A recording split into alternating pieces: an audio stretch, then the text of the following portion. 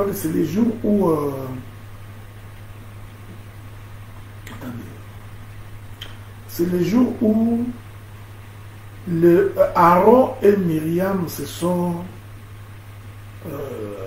opposés à Moïse. Il y a une écriture là que je ne sais pas si je vais la trouver. Sinon, je reviendrai plus tard. Dieu dit ceci aux enfants d'Israël. Il dit, s'il y aura un prophète parmi vous, ok, c'est par des songes et par des visions que je lui parlerai. Ah, pardon, oui. Ok. Excepté mon serviteur Moïse, avec qui nous parlons face à face. Donc, Dieu confirme que s'il y a un prophète parmi vous, c'est par des visions et par des songes que je lui parlerai.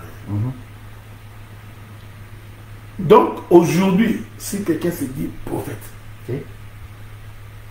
Dieu ne peut lui parler que par des visions et par des songes. Okay. Il y a certains qui écoutent par voix audible. Ok.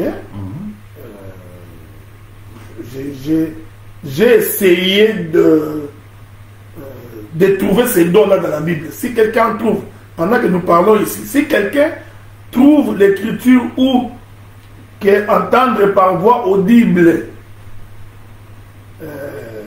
est un don, je pourrais le voir. Mais je sais aussi que il y a des versets où la Bible dit, le prophète dit, l'Éternel me dit, fils de l'homme, vois-tu?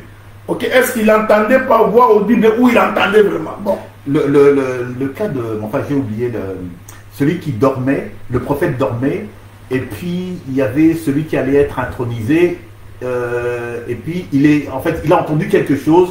Puis il est venu dire au prophète que est-ce que c'est toi qui m'as parlé? Il est venu 3 fois, et puis le prophète a compris que... Le prophète Samuel. Oui, Samuel, exactement. Donc, je crois qu'il a entendu la voix. C'est vrai. Donc, Dieu dit c'est par des visions, par des songes que je lui parlerai s'il y a un prophète parmi vous. Donc, la manière que Dieu parle au prophète, c'est par des visions et c'est par des songes. Ok? Donc, il n'est pas dit que parce que tu as entendu la voix audible, il était devenu prophète. Ok? Vous allez faire très attention. Ce n'est pas le fait que tu as entendu que ça fait de toi un prophète. Maintenant, il est important de comprendre que quand tu abordes Israël, il faut faire la différence avec les nations. Parce que Israël, c'est le peuple de Dieu. Oui. Donc quand Dieu envoie les prophètes en Israël, il envoie pour son peuple, pour sa nation. C'est normal. Oui. Parce que même le roi est l'émanation de Dieu. Ce qui n'est pas le cas des nations. Donc déjà, pour commencer, si pendant cette dispensation, quelqu'un s'est dit prophète des nations, nous avons inséré le problème à la doctrine. Parce que tu es en train de parler de quelle nation? Ok? Est-ce que tu parles de Matthieu chapitre 27 ou 28? Allez, faites de toutes les nations mes disciples. Est-ce que c'est de cela que tu parles? Si tu parles de cela, ok, je te comprends. Donc, tout prédicateur, si tout prédicateur est considéré comme étant prophète par le fait qu'il va annoncer la parole, ça je comprendrais. Mais si tu te prends comme prophète des nations, au même titre que les Néhémie, les Jérémie, ça nous pose un sérieux problème doctrinal parce que le Congo, par exemple, n'est pas une nation de Dieu. Dieu ne s'est jamais choisi le Congo. Le Congo est un découpage de la conférence du Berlin. Des Blancs assis autour d'une table se sont partagés un gâteau. Donc, même Dieu, dans sa conception, Dieu n'a pas dit que le Congo commencerait dans ses limites actuelles. Ainsi, vous allez comprendre que cette appellation des prophètes des nations est une aberration doctrinale. Parce que quand Dieu voudrait établir les prophètes, il les établit dans l'Église. Ok? Parce qu'aujourd'hui, le peuple de Dieu, c'est l'Église. Il est le peuple que Dieu s'est acquis par son sang. Il s'est choisi. Moi, la Bible dit que Dieu a jeté les regards sur toute la terre. Il s'est choisi des hommes qu'il a acquis par son sang pour qu'ils deviennent son peuple. Le peuple de Dieu, c'est l'Église. Donc si Dieu doit envoyer un prophète aujourd'hui, il doit les envoyer dans l'Église pour servir d'édification, pour prévenir le peuple, pour garder le peuple. Il ne peut pas, aujourd'hui, prendre un prophète pour l'envoyer aller visiter les kimbangistes ou les pévalongistes. Vous voyez? Donc, c'est là où nous avons des sérieux problèmes avec tous ces petits-là qui passent dans des réseaux sociaux qui deviennent des prophètes. J'ai même vu là, le frère, comment il s'appelle? Comment s'appelle la chanteuse là? Makol aussi, c'est Makol. Makol. J'ai vu même son frère qui est devenu prophète. Vous blaguez avec Dieu. Donc, maintenant, tous ces petits prophètes là qui apparaissent dans tous les réseaux sociaux, tu verras quelqu'un qui n'a pas d'église locale. Il prophétise dans les réseaux sociaux. Nous nous posons la question, qui les a enseignés comme ça? Parce que nous, l'enseignement que nous avons, le prophète, c'est dans l'église locale. Okay. Tout ce que les prophètes prophétisent, c'est pour le bien de ce peuple-là que Dieu s'est acquis. Cela veut dire que la première chose que Dieu fait, il va d'abord délivrer l'homme du péché, les tirer du monde, les mettre au large, comme il avait mis garde. Maintenant, une fois que tu es mis au large, maintenant Dieu t'envoie à toi, son peuple, le prophète, pour t'avertir d'un danger ou pour t'orienter. Mais Dieu ne peut pas lever un prophète comme ça, qui sort du néant, qui n'a pas d'église locale, qui tombe comme un cheveu dans la soupe, et maintenant qui commence à passer dans les réseaux sociaux. Dieu m'a dit, en RDC, il n'y aura pas d'élection. Ça n'a aucun rapport. Ça, ce sont des féticheurs. C'est de la divination, ce sont des féticheurs qui font des choses comme ça. Mais un véritable prophète de Dieu, il ne peut pas. Donc cette appellation-là des prophètes des nations, c'est une aberration doctrinale. Tous ces prophètes qui n'ont pas d'église locale, qui prophétisent dans les réseaux sociaux, c'est une aberration doctrinale.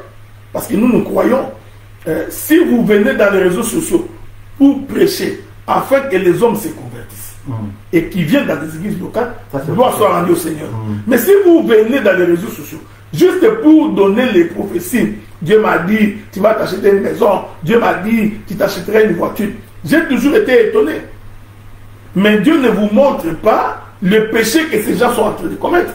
Il ne vous montre pas les crimes qui sont en train. Pourquoi tous ces prophètes ne voient pas les voleurs?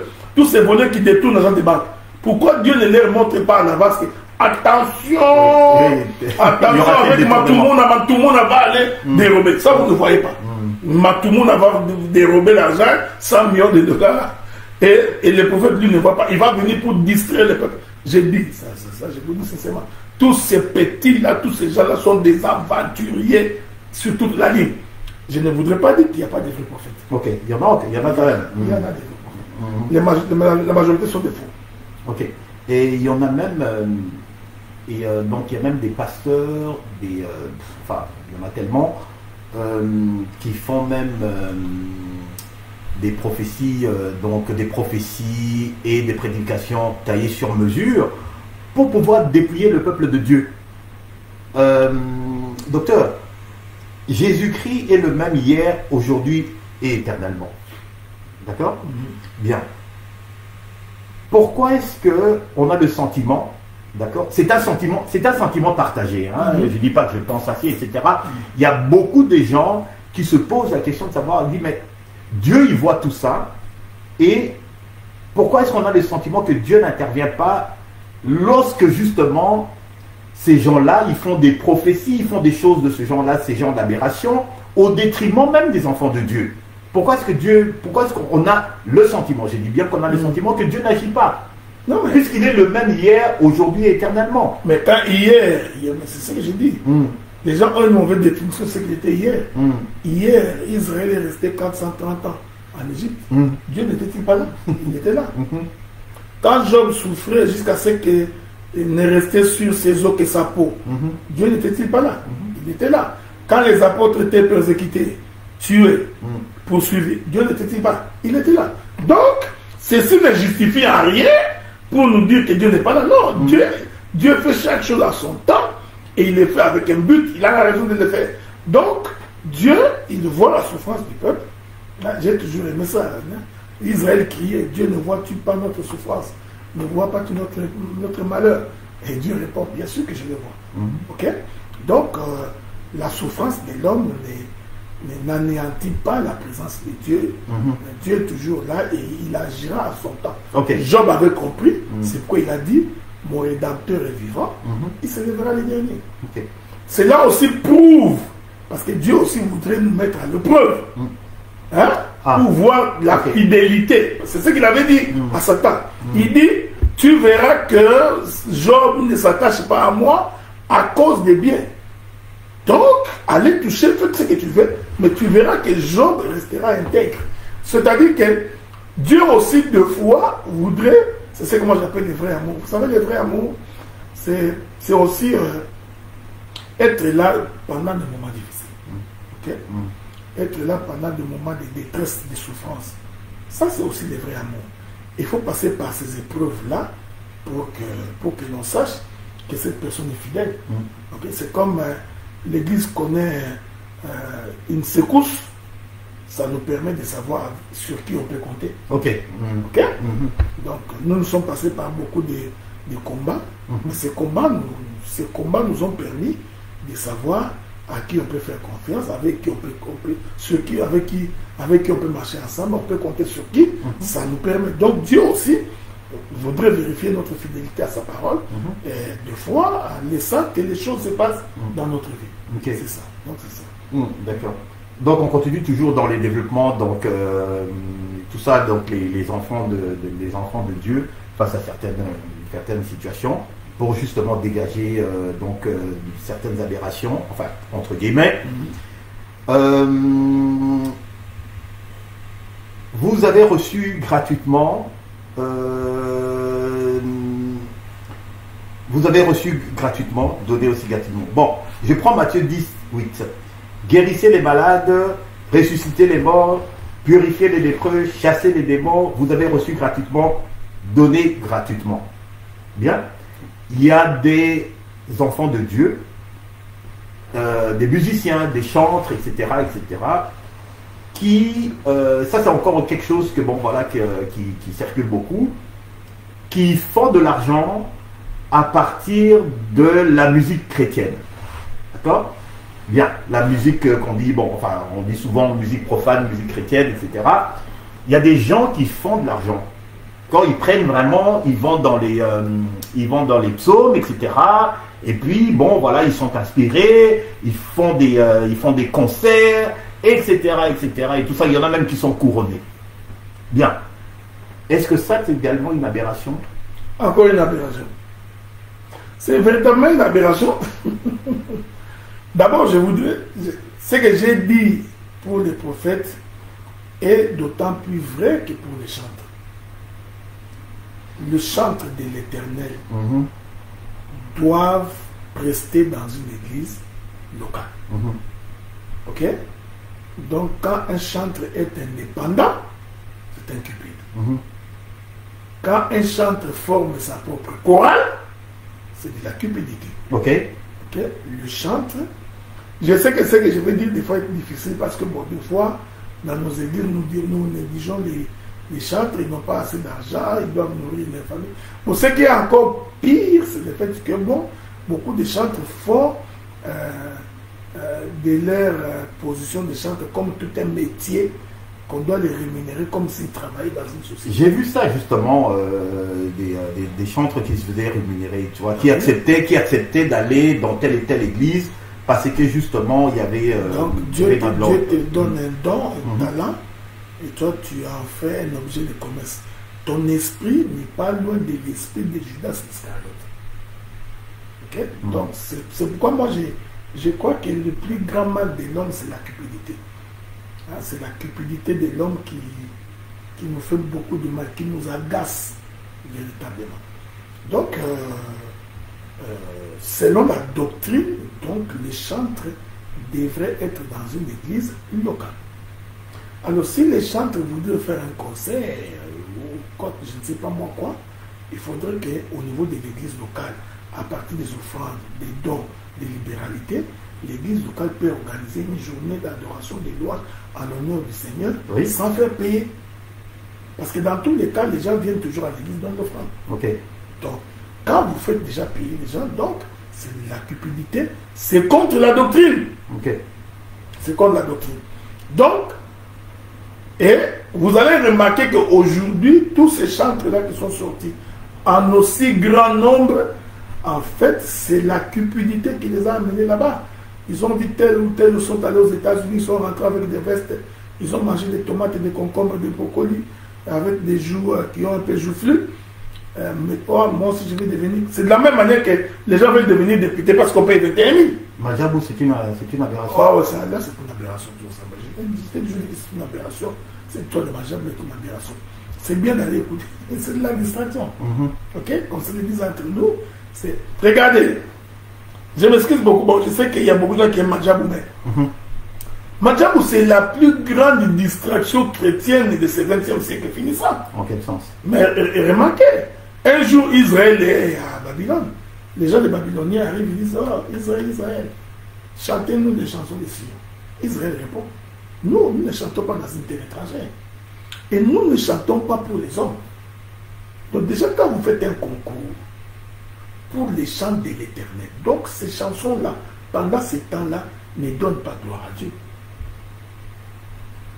Voici la difficulté. C'est aussi simple qu'à comprendre. Des fois, les gens trouvent que nous sommes extrémistes, mais c'est aussi simple. C'est ça qu'on dit de nous. Voilà, parce que les chants est pour la gloire de Dieu.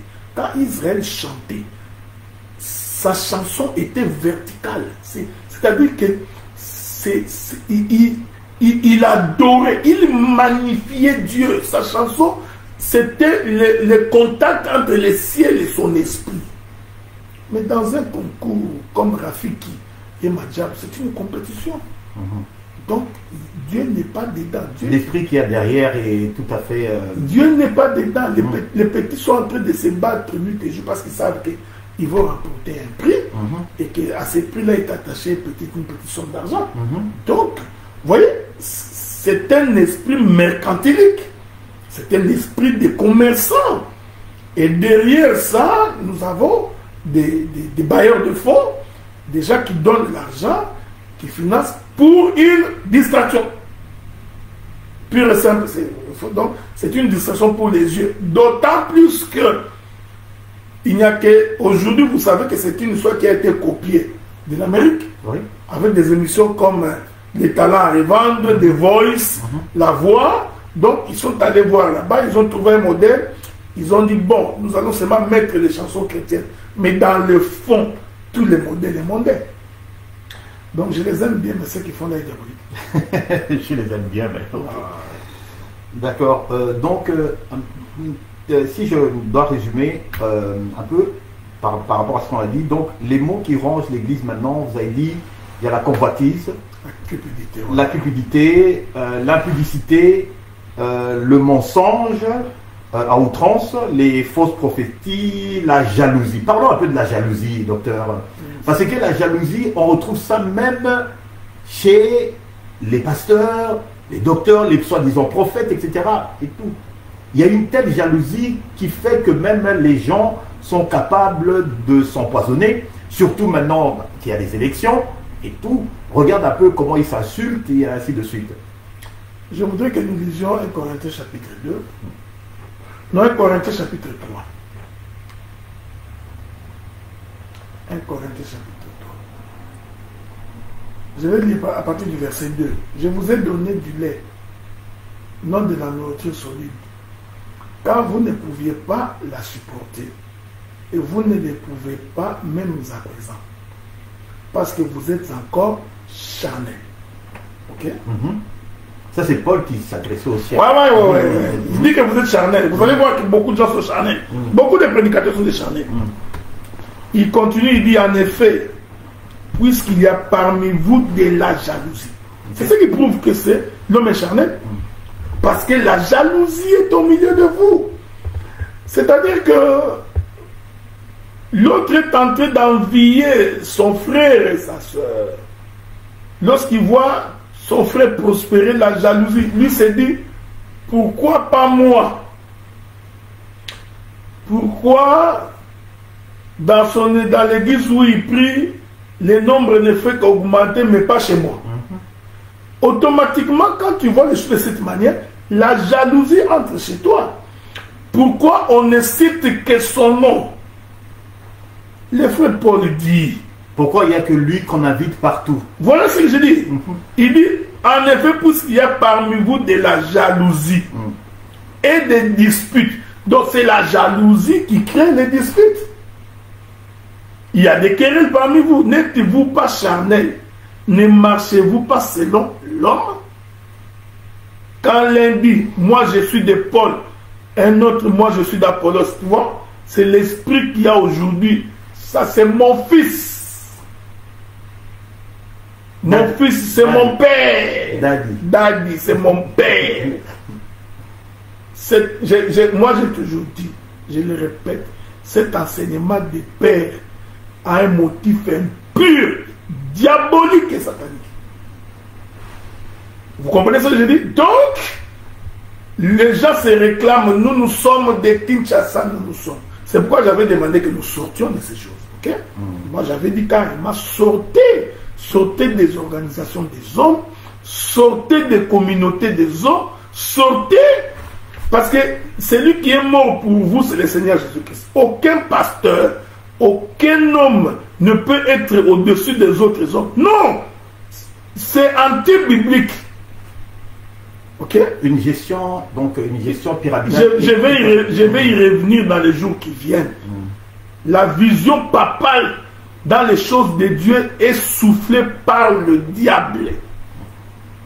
Ce qui est encore étonnant, vous allez voir que celui qui voudrait se faire passer pour un pape, des fois, lui aussi un pécheur. Mais un pécheur, c'est comme je dis tantôt, un pécheur qui condamne un autre pécheur. Est-ce que vous trouvez ça normal? L'autre est impudique. Ok, vous l'attrapez, vous le chassez. Mais celui qui chasse l'impudique, c'est un voleur. Celui qui chasse l'impudique est un cupide. Mais non, mais ils sont tous pareils, les oiseaux du même plumage. Donc, au point où aujourd'hui les gens s'empoisonnent, c'est-à-dire par jalousie, c'est pourquoi il faut habiter loin des gens comme ça. Moi j'ai toujours dit, quand quelqu'un ne t'aime pas, tu ne peux pas forcer. Okay? Donc vous savez, vous pensez que Judas Iscariote avait vendu Jésus parce qu'il cherchait l'argent? Non, Judas Iscariote, il n'a jamais aimé Jésus. Tout le temps qu'il marchait là, lui ça l'énervait. Pourquoi Jésus fait des miracles? Pourquoi beaucoup de gens le suivent? Pourquoi il parle bien? Pourquoi seulement lui? Pourquoi Marie est à côté de lui? Pourquoi Marthe, Lazare? Ça a énervé Judas Iscariote. Jusqu'à ce que il s'est caché derrière la doctrine. Parce que c'est comme ça. Je vous informe que tous les mauvais se cachent derrière la doctrine. Tous les jaloux. Oui, oui, Judas Iscariote a dit, ah non, tu sais, ces parfums ici, si on les vendait, on donnerait aux pauvres. Vous voyez? Donc, il a donné une bonne intention. Les jaloux sont comme ça. Ils se cachent toujours. Oh, tu vois les bons sens, tu vois, selon la doctrine. Alors qu'en réalité, leur cœur est rempli de jalousie. Maintenant, une fois que c'est rempli de jalousie, ils vont chercher le moyen de te piéger. Il suffit que tu commettes une petite erreur, tu es décapité. Mais gloire soit rendue au Seigneur parce que notre vie ne dépend pas des hommes. Notre vie dépend du Seigneur Jésus-Christ. Notre vie dépend de Dieu. Alors, je voudrais que tu sois en paix, parce que si ta vie dépend de Dieu, tu t'en fous de ce que les hommes disent. Ils peuvent faire des réunions, ils peuvent rentrer, former des cohortes, des gens. Ça ne changera rien quand le Seigneur est avec toi. Donc, aujourd'hui, les gens s'empoisonnent. Ils s'empoisonnent par jalousie. Parce qu'en fait, la jalousie fait en sorte que même la personne que tu vas tuer, tu ne prendras pas sa place. Tu vois comment c'est satanique. Donc, on empoisonne quelqu'un qui mourra, mais toi, tu ne prendras pas sa place. Tu ne prendras pas sa femme. Tu ne deviendras pas le père de ses enfants. Mais pourquoi tu les tues? Jalousie. Donc, c'est là la difficulté, mais en réalité, dans le fond, parce que les hommes sont charnels. Et en plus, ils mentent comme ils respirent. Ok? Donc tu trouveras quelqu'un, il sait parfaitement bien que c'est la jalousie qui le fait parler. Il sait bien qu'il est en train de mentir par jalousie, mais il continue quand même à mentir. On n'est pas en train de parler de ceux du dehors, parce que quand vous avez commencé de ces versets que vous avez dit, Paul s'adressait aux nôtres, mais les chrétiens charnels. Il était dans la maison. Il était dans la maison. Donc, c'est pourquoi nous sommes en train de vivre des moments où il faut faire très attention. Donc, comme les gens sont devenus trop charnels, il faut savoir où tu mets les pieds, avec qui tu causes, dans la maison de qui tu vas manger. Ok, donc, parce que ton ennemi reste toujours ton ennemi. Ok, donc, les diables rôdent tout autour de toi, ils cherchent le moyen de t'avoir. Il faut faire attention pour qu'ils ne puissent pas t'avoir. Donc, aujourd'hui, la jalousie bat son plein dans tous les milieux des chrétiens. Mais comment alors, parce que ça c'est encore une autre aberration, comment se fait-il que souvent on a encore, on a encore le sentiment que c'est certaines églises où on a ces pasteurs, ces pseudo-hommes de Dieu qui servent et tout ça, tout le monde est au courant. On peut savoir que cet homme-là est un impudique. On peut savoir, on peut dénoncer, il y a des gens qui peuvent dénoncer le fait que bon voilà, tout ce qu'il est en train de dire, c'est le seul souci, c'est de vous soutirer de l'argent. Mais malgré ça, il y a des gens qui donnent de l'argent, il y a des gens, surtout ceux qui sont en but de prophétie, n'en parlons pas, il y a des gens qui continuent à... Ces gens, ils sont capables de remplir le stade de martyr. Comment expliquez-vous ça, docteur? Est-ce que c'est quoi? Qu'est-ce qui anime les fidèles qui vendent dans des endroits pareils? D'abord, ils sont envoûtés, d'autant plus qu'ils n'ont pas Dieu. L'envoûtement va les avoir plus facilement, alors que les envoûtements ne peuvent rien contre Jacob, et les enchantements non plus. D'abord, c'est de l'envoûtement. Beaucoup sont dans les sens occultes. Ok, donc, ils sont plus dans la cabane juive, avec des bonnets, des écharpes, des talites. Ils vous envoûtent. Donc, nombreux sont dans cela. Et une fois que tu es envoûté, tu vas donner l'argent. Également, d'autres sont désespérés. Tu vois, quand quelqu'un est désespéré, il peut avaler n'importe quoi. Donc, les autres sont désespérés. Alors, une fois qu'il est désespéré, tout ce qu'on lui dit là, automatiquement, il est emporté par cela. C'est le désespoir. C'est le désespoir. Donc, un peuple désespéré, c'est un peuple facile à manipuler. Donc, alors il faudrait maintenant qu'il y ait des hommes, des dieux capables d'ouvrir, d'amener les gens à ouvrir les yeux. Justement, ça allait être ma question suivante. Qu'est-ce qu'on peut faire justement pour sortir les nôtres de cet état de servitude? Il faut continuer à nous écouter. Il faut continuer à écouter les serviteurs des dieux qui parlent vrai, qui parlent authentique. Il faut continuer à écouter les serviteurs de Dieu qui ont un franc parler. Pas les marchands de prophétie. Non, pas des marchands de prophétie, ils ne servent à rien. Il faut toujours te dire que quand un serviteur est fortement combattu, c'est qu'il y a quelque chose qui dérange là-bas. Parce que les gens qui dérangent sont toujours combattus. Vous allez remarquer, c'est un principe. Celui qui ne dérange pas, il n'est pas combattu. Quand tu es comme eux, tout le monde comme eux, vous voyez le mal et vous faites semblant, vous voyez les désordres, vous fermez les yeux, au nom du politiquement correct, au nom de la paix, vous faites semblant, eh bien, ce sont des gens qu'il ne faut pas suivre. Mais les gens qui sont capables de dire que ça, là, c'est mauvais. Ok? C'est comme j'ai suivi mon bien-aimé, l'apôtre Jean-Claude Kassoy, qui a été suspendu. Il s'est répandu. Non, mais écoute, non, qu'on se le dise entre nous. Ça, c'est entre nous. Pourquoi on va les suspendre? Qui a un mandat de suspendre un ministre de Dieu?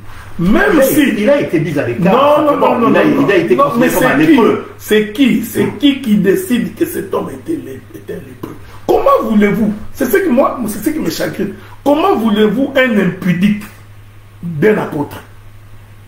Un apôtre impudique, connu, dragueur de femmes dans tous les réseaux sociaux. Tout le monde connaît. Celui-là, vous le supportez aussi facilement. Ok, d'accord. Deux poids, deux mesures. Comment voulez-vous un voleur, un escroc, un détourneur? Celui-là, vous le supportez facilement. Celui qui calomnie à longueur de journée, qui fait de faux témoignages, vous le supportez facilement. Je peux ajouter. Comment voulez-vous un mafieux? Parce qu'il y a des pasteurs qui sont dans la mafia. ils font des fausses déclarations. Ils établissent des faux papiers. Ils font venir les gens en Europe, en Amérique, en Asie, sous des faux documents. Tout le monde est au courant. Ces gens-là, vous les supportez. Mais les gens qui disent la vérité sont devenus des ennemis. C'est ça la difficulté. Donc, que le frère ait fait une déclaration demandant au sein de voter un candidat, c'est son choix. Est-ce que pour ça, là, c'était ça la raison? Ouais. Vous voyez? Donc, est-ce que ça, là, on peut suspendre quelqu'un? Vous les suspendez, parce que nous sommes une église du Christ au Congo, parce que vous savez, il n'y a que dans l'église du Christ au Congo ou dans l'église catholique qu'on peut suspendre quelqu'un comme ça. C'est-à-dire parce que les églises sont comme des extensions de la maison mère. Ce sont des succursales de la maison mère. Donc, les représentants légaux peuvent vous permettre, de la même manière, peuvent vous suspendre tout en étant à Rome. Mais nous ne sommes pas une église du Christ au Congo pour qu'il y ait quelqu'un de quel droit. Donc, j'ai la liberté de dire ce que je pense. En autant que je suis dans la... Donc, vous comprenez ce que je dis. Donc, un individu qui se cache d'ailleurs, parce que j'ai vu la lettre qui a été écrite, qui n'est pas signée, une lettre anonyme. Comme toujours. Comme toujours, comme dans leurs habitudes. Donc, il se cache, il est en train de se cacher parce que il attend que dès qu'il y aura un enlèvement pour que le fils de l'iniquité puisse faire sortir ses cornes pour qu'on puisse les voir. Donc, il se cache. Il se cache derrière des groupes WhatsApp qui deviennent, et ces groupes-là deviennent comme une réunion des sorciers. Ok? Et vous allez remarquer que ces gens-là sont en train de combattre ceux qui ont la grâce. C'est un règlement de compte en fait. Bah, finalement, c'est un règlement de compte. C'est-à-dire que puisque vous l'avez tellement dérangé, dès que nous l'aurons, j'ai même entendu quelqu'un qui dit, les jours où nous allons la voir, Tokossi ses carrières. Ça, c'est un prédicateur qui dit ça. C'est-à-dire là, Tokossi ses carrières. Gloire soit rendue au Seigneur, parce que la gloire et la carrière, nous l'avons de par Dieu et non pas de par les hommes. Vous voyez? Ça, c'est ça le mal qui existe aujourd'hui. Et puis ce que moi j'ai plaint, c'est le fait que tout le monde le sait. Quand vous le prenez en privé, oui, donc on sait, ce n'est pas bien, ce n'est pas comme ça qu'on fait dans les choses de Dieu. Mais incapable d'élever la voix. Et ça, ce n'est pas donné à beaucoup. C'est-à-dire que nous avons besoin des frères et des sœurs, cette génération, comme le prophète Élie qui dit à Akab, il dit c'est toi qui troubles Israël. Tu vois? Donc des gens qui sont capables de dire que tu es en train de troubler. Quand les hommes de Dieu créent une fraternité, vous êtes en train de condamner les occultistes, les francs-maçons, les rosicruciens. Mais vous vous comportez comme eux. Exactement. Quand les hommes de Dieu créent ce qu'on appelle une fraternité, il ne suffit pas qu'il y ait des statuts. Quand vous vous arrangez pour vous couvrir dans les péchés mutuellement, soit dit que non, tu vois, si on dit l'église va être ébranlée. Quand vous le faites, vous êtes dans une fraternité. Vous êtes complice autant. Donc vous n'êtes pas différent des occultistes. Donc aujourd'hui, la difficulté que nous avons, c'est-à-dire que les hommes bien, les hommes épris de justice sont les mauvais. Les voleurs sont les plus considérés. Tu vois, les détourneurs, les cupides, les gens qui mettent la main dans les poches des frères. Ces gens-là, bon, je vais lire l'écriture parce que des fois, quand nous parlons comme ça, vous pensez que nous sommes en train. Mais un impudique et un cupide, où est la différence? Disons ça. La Bible est simple, je vais lire l'écriture pour vous. Corinthiens. Je compte 1 Corinthiens chapitre 5 verset 10. Ça, vous connaissez l'histoire. L'homme impudique, hein? Je continue, verset 10. Non pas d'une manière absolue avec les impudiques de ce monde, ou avec les cupides. Donc, de la même manière que vous traitez les impudiques, de la même manière vous devez traiter les cupides, alors qu'on soit mort.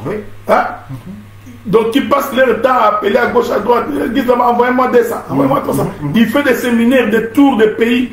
Il va dans des localités, non pas pour prêcher l'évangile, dans les soucis de faire une collecte de fonds. Tu es devenu une ONG. Ok? Avec des cupides, des ravisseurs ou avec des idolâtres. Autrement, il vous faudrait sortir du monde. Ni les efféminés, ni les infâmes, ni les voleurs, ni les cupides, ni les ivrognes, ni les outragés, ni les ravisseurs n'hériteront les royaumes de Dieu. Donc, la difficulté que nous avons aujourd'hui, c'est que il n'y a pas assez d'hommes capables de résister. Et puis, quand tu résistes, il faut savoir que tu auras des combats. Ok? On t'insultera, on montera des coups contre toi. Tu passeras par des moments où tu passes dans la vallée. Tu passeras par des moments de détresse, de souffrance. Mais il faut savoir que quand tu es avec Dieu, tu remonteras. Mais beaucoup n'ont pas cette capacité de résister. Ils sont faibles. Ouais, ils sont faibles. Dès qu'on est résisté 3 fois, il va faire des courbettes. Non! Un serviteur de Dieu ne fait pas de courbettes. Il dira à son frère, je ne suis pas d'accord avec ça.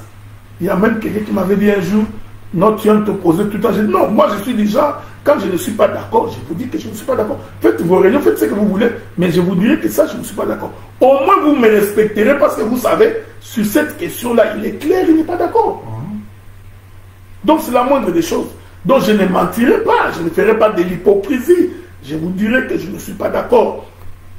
À moins que je cherche à faire la duplicité et laisser la chose courir. Mais honnêtement, ce qui nous tue aujourd'hui, c'est qu'on ne sait pas savoir, on n'est ni chaud ni froid, on est tiède, c'est pourquoi le Seigneur nous vomit. Ok, d'accord. Voilà, c'était là quelques-uns des mots qui rangent justement nos églises. On va terminer avec ceci, docteur, parce qu'il y a des gens qui brandissent ça un peu sans savoir de quoi cela retourne. Matthieu 18, excuse-moi, c'est Romains 13, 11. Toute autorité vient de Dieu. Que chacun se soumette aux autorités qui nous gouvernent, car toute autorité vient de Dieu, et celles qui existent ont été établies par Dieu. Alors, il y en a qui utilisent justement ce verset lorsqu'il y a par exemple un chef de l'État qui a été élu, je dirais, et même s'il est controversé, pour dire que non, finalement, c'est le choix de Dieu. Qu'est-ce que vous pouvez en dire? Non. Parce que justement, ils se servent de ça en disant que toute autorité vient de Dieu. Ça, c'est encore mal comprendre l'Écriture. L'autorité qui vient de Dieu, selon la prophétie, c'est lorsque Dieu choisit le roi. C'est très important ce que nous disons. Ok? C'est lorsque Dieu choisit le roi. Mais ils vont vous dire que bon, voilà, cet homme-là a été choisi par Dieu. Non, mais vous savez bien que l'homme est choisi par l'élection. Ok. Ok? L'homme, je ne voudrais pas entrer dans le contexte parce que déjà, dans le contexte de quand Paul parle, c'était pendant la période de Rome. Ok. Et à cette époque-là, Rome s'arrangeait pour que les empereurs soient identifiés comme étant les choix de Dieu. C'est ça l'histoire de savoir que les empereurs étaient considérés comme étant les choix de Dieu. C'est pourquoi Paul, dans ce contexte ici, précise que toute autorité vient de Dieu. Donc, dans ce sens-là. Mais il faut savoir aussi que lorsque nous entrons dans la profondeur de ces choses-là, l'autorité qui vient de Dieu, c'est Judas. C'est les juges, les magistrats que Dieu s'est choisi lui-même. Mais qu'on ait voté un occultiste en Indonésie, tu ne peux pas nous dire que c'est Dieu qui l'a choisi. Donc il faut apprendre à comprendre l'esprit du texte. C'est comme mon bien-aimé, le docteur Philippe Soumbou, a toujours dit, tout texte hors contexte est un prétexte. Donc, il faut toujours remettre dans le contexte pour comprendre l'esprit qui a animé les frères Paul quand il disait ces choses. C'est ça. Je termine avec Matthieu 7, 15. Méfiez-vous des prétendus prophètes. Ils viennent à vous en vêtements de brebis, mais en dedans, ce sont des loups ravisseurs, voraces. Vous les reconnaîtrez par leurs fruits, etc. etc. Est-ce que vous pouvez, quand il parle de vous les reconnaîtrez par les fruits, est-ce que vous pouvez un peu éclairer les peuples de Dieu pour qu'il n'y ait pas d'hésitation, justement, dans leur discernement? quels sont les éléments qui peuvent faire en sorte qu'ils voient, quand vous les voyez, vous savez que celui-là est de Dieu, celui-là n'est pas. C'est le comportement. Okay. Hein? Donc, le frère Jean dit, tout arbre qui ne produit pas de fruits sera coupé et glacé. Produisez donc le fruit digne de la repentance. Donc, le fruit, c'est les comportements. Donc, quand tu vois déjà un prophète solar, tu comprends qu'il n'est pas du tout un prophète qui prie. Hein? En tout cas, dans la majorité des cas, le vrai prophète de Dieu ne demande pas d'argent. Ok? Ok? Ah ouais. Donc, le vrai prophète, il ne demande pas. Donc, ils font l'œuvre de Dieu. Si quelqu'un par reconnaissance donne l'argent, ils prendront. Toute la Bible, c'est ainsi. Déjà, quand tu vois quelqu'un qui exige qu'on lui donne de l'argent, c'est un faux prophète. Ça, c'est un élément. Deuxième élément. Je voudrais que nous lisions Jérémie chapitre 8, verset 10. Jérémie chapitre 8. Verset 10. Ouais. On peut même commencer par le verset 9, je crois.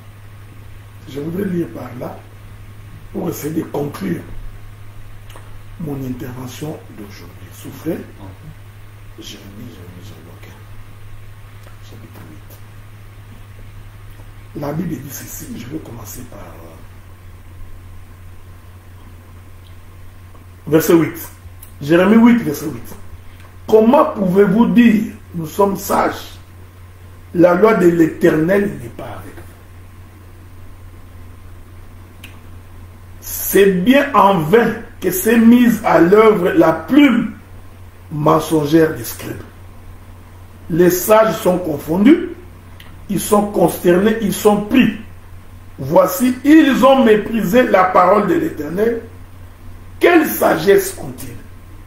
C'est pourquoi je donnerai leurs femmes à d'autres, leurs chats à ceux qui ne les posséderont, car depuis les plus petits jusqu'aux plus grands, tous sont avides.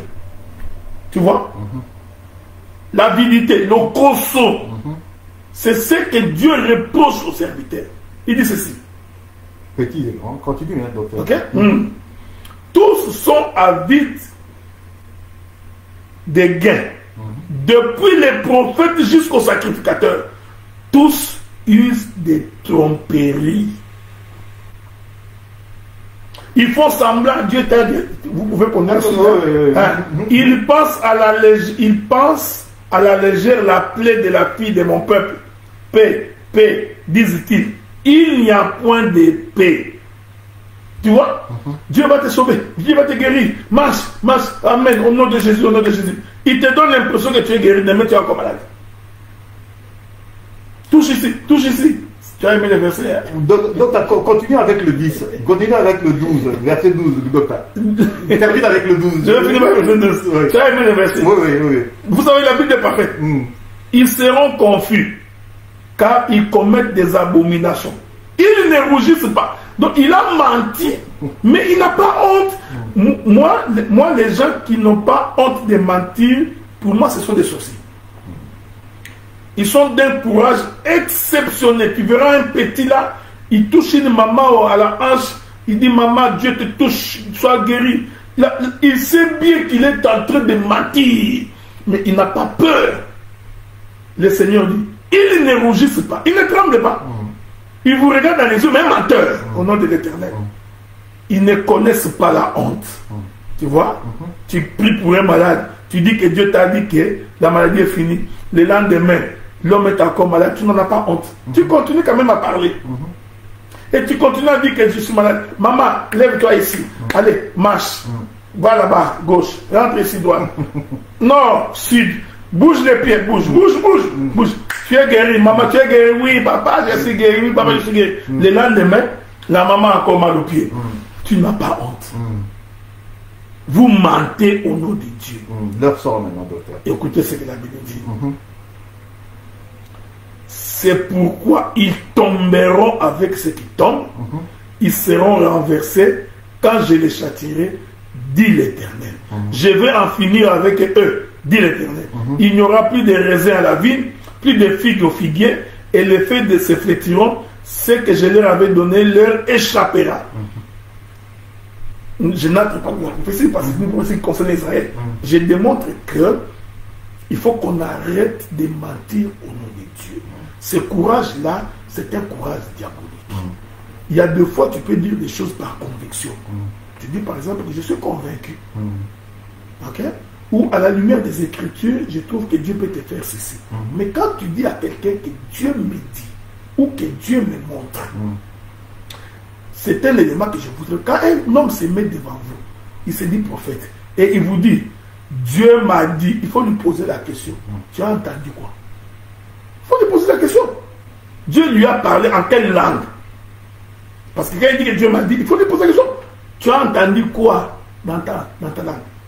Dieu parlait en Chiluba, en Kikongo, en Swahili. Et qu'est-ce que Dieu avait dit? Mais vous allez vous rendre compte que ce sont des menteurs à outrance. Maintenant, un prophète peut aussi avoir une vision. Ok? Or, la vision n'est pas la représentation exacte des choses. Je suis tout à fait d'accord là-dessus. Maintenant, quand un prophète a une vision, mais lisez votre Bible. Le prophète pose la question à Dieu. Qu'est-ce que c'est j'ai vu? Dieu va me dire, tu vois ce que tu as vu dans ta vision, ceci veut dire ceci. Ce que tu as vu, le chat que tu as vu là, c'est l'oncle de sa tante. C'est l'exemple que je donne. Maintenant, quand un prophète arrive devant toi, il faut d'abord qu'il te dise quelle est la vision qu'il a eue. Pendant qu'on priait, j'ai vu. Nous allons tous examiner. Ok? Maintenant, après avoir vu, qu'est-ce que Dieu a dit? Si Dieu n'a rien dit, tais-toi. Si ce sont tes pensées, dis-toi que je pense. Mais vous mentez au nom de Dieu et vous continuez à parler. Il y a une écriture que j'aime beaucoup, Deutéronome 18. Je vais finir par là. Le livre de Deutéronome, chapitre 18. J'espère que c'est celui-là, à moins que je me trompe, mais je crois que c'est celui-là. Deutéronome, chapitre 18.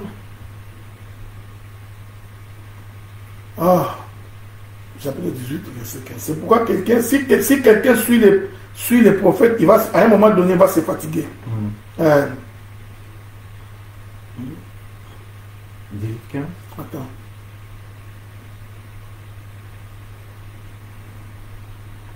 Ces écritures-là. Voilà.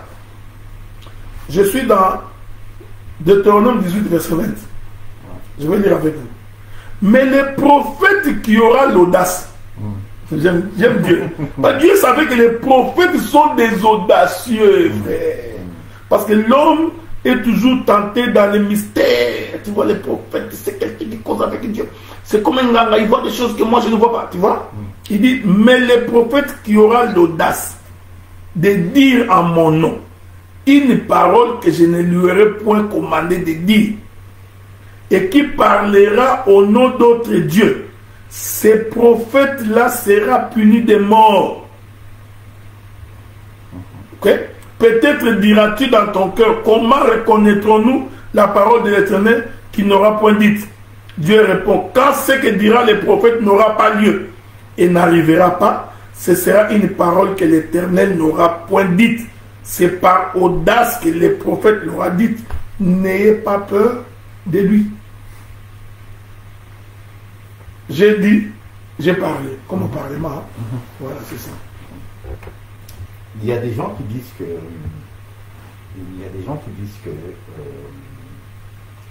celui qu'on appelle chez nous le prophète des nations, c'est Dieu qui l'utilise. Qu'est-ce que vous en pensez? Fausseté. Fausseté. Ah ouais. Il n'existe pas de prophètes des nations. Okay. Arrêtez-nous cette histoire-là.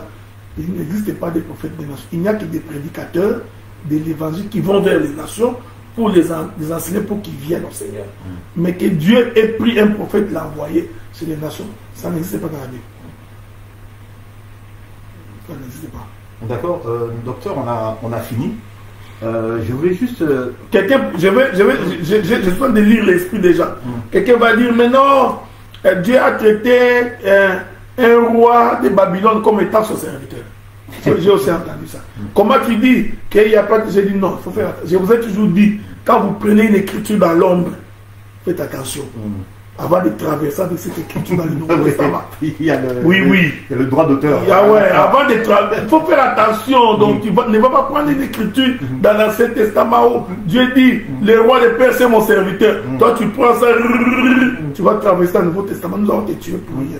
Ok? Donc, fais attention. Quand tu ne connais pas demande, on va te donner l'information.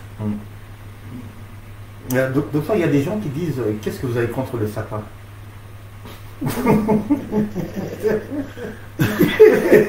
Mais le sapin est un arbre comme tout autre arbre. Ça n'a rien à voir avec Jésus. Jésus n'est pas né quand il y avait les sapins. Et puis... se faire des cadeaux le réveillon, on n'a pas péché. Non, vous pouvez faire... Comme vous pouvez vous faire des cadeaux tout le temps, tous les mois. Nous ne distinguons pas les jours. Donc, tu vois, c'est un peu dans ce sens-là. Mais si on a fait une coutume ou on a fait une doctrine, là, ça nous pose un sérieux problème. De telle sorte que si on n'en fait pas, les troubles rentrent dans l'église. Là, ça devient un problème. Mais c'est comme nous, à la fin de cette année ici, à Ottawa, on va se faire des cadeaux. Ça fait longtemps qu'on est ensemble, on s'est dit, bon, hein, pourquoi pas. Mais en faire une doctrine, là, ça devient un sérieux problème. Ok, d'accord. Je pense que ça a été clair. Est-ce que vous avez un mot à dire, docteur, puisqu'on est... en fait, est-ce que vous avez un mot à dire aux gens, parce qu'on est quand même vers la fin de l'année. Qu'est-ce que vous avez quelque chose à dire de particulier? Non, je voudrais d'abord dire au peuple de Dieu que c'est le Seigneur Jésus-Christ qui est mort pour nous. Et vous devez votre vie à Jésus. Donc, ne soyez pas affranchis pour devenir esclave de quelqu'un. Ceci est très important. Ayez toujours cette liberté d'esprit d'agir avec votre conscience. Essayez de ne pas agir sous la pression ou sous la recommandation de qui que ce soit. Prenez l'habitude de faire seulement ce que Dieu a dit de faire. Si quelqu'un vient vous raconter une histoire que Dieu n'a pas dite, il ne faut pas vous prier. Ça, c'était en fait. Deuxième élément. Ça, je l'ai dit pour moi. C'est-à-dire que je ne suis pas dans une communauté quelconque. Il faut considérer que nous ne sommes pas dans une communauté, nous ne sommes pas enfermés dans un communautarisme faux et archi faux. Nous avons l'indépendance d'esprit. Le ministère a été donné pour le monde entier. Donc nous ne pouvons pas être cantonnés dans un coin quelconque afin de subir la pression des autres. Nous n'avons pas cette habitude-là et nous ne l'autorisons pas. Donc, la vision, c'est prêcher l'évangile que les gens croient et nous pensons que le Seigneur s'est encore réservé 7000 hommes qui n'ont pas encore fléchi les genoux devant Baal. Et avec ces gens-là, nous allons servir le Seigneur. J'ai saisi l'occasion pour faire un appel à tous les hommes épris de justice. Il faut vous aligner pour que nous servions Dieu dans la droiture, dans l'honnêteté et dans la sincérité.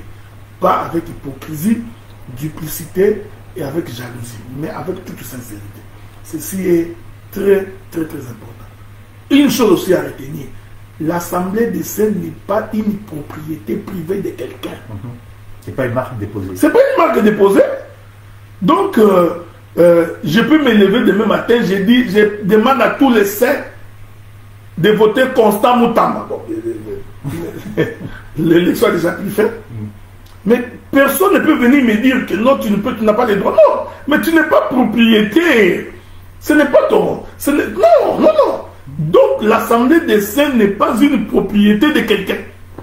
Ok? Donc, qu'on s'appelle Assemblée des saints, Assemblée des élus, Église de Dieu, peu importe, l'essentiel est que les termes bibliques, nous sommes fils de Dieu et nous croyons la parole. Maintenant, pour nos églises qui se trouvent au Canada, donc le 31, c'est un dimanche, nous aurons notre culte comme d'habitude à Ottawa, de 14h30. Nous irons jusqu'à 19h parce que nous mangerons ensemble après et puis nous ferons quelques échanges de cadeaux. Et puis, dès que nous terminons à Ottawa, nous allons prendre nos voitures, nous irons à Montréal. Et à Montréal, nous allons prier à partir de 22h30 jusqu'à 2h ou 3h du matin. Et nous allons bénir le Seigneur pour nous avoir protégés. Donc, j'invite tous les frères et toutes les sœurs à se joindre à nous. Même vous qui ne nous avez pas visités il y a très longtemps, vous avez l'opportunité de venir de prier avec nous. Vous avez l'opportunité de venir célébrer avec nous. nous ne fermons la porte à personne, sauf aux faux frères. Parce que les faux frères, on n'avait plus, mon frère, on n'avait plus. Voilà un peu, que Dieu vous bénisse. Alors, bon appétit à tous ceux qui nous ont suivis, parce que je pense que vous allez, enfin, ceux qui sont ici, pas ceux qui sont à l'extérieur, ceux qui sont à Kinshasa ou partout à travers le monde. Mais en tout cas, merci de votre fidélité. Et puis, quant à nous, par la grâce de Dieu, on va se retrouver l'année prochaine. Alors, bonne soirée.